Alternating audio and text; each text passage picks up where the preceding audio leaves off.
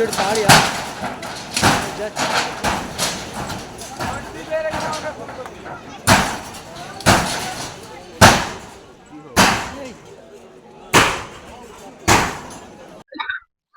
এই হকার উচ্ছেদ করছে এই সরকার। আমরা চাই রেলের উন্নয়ন হোক আমরাও চাই, কিন্তু এই নয় যে গরিব হকারদের উপরে লাথি মেরে বড় আদানি আম্বানি এনে এখানে ব্যবসা করাবে, এটা তো হয় না।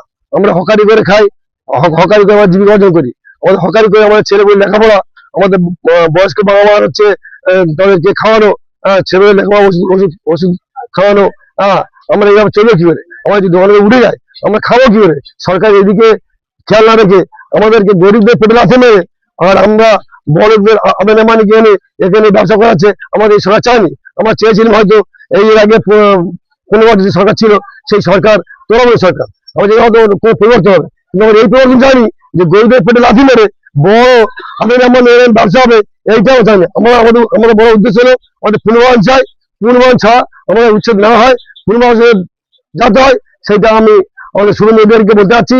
আপনি একটু এদিকে খেয়াল রাখবেন, কারণ আমরা গরিব হকার, আমাদের এই রুটি জীবিকা আমাদের এই করে আমাদের খেতে হয়। আমরা লেখাপড়া শিখেছি, আমরা ইচ্ছা করে হয় করতে আসেনি।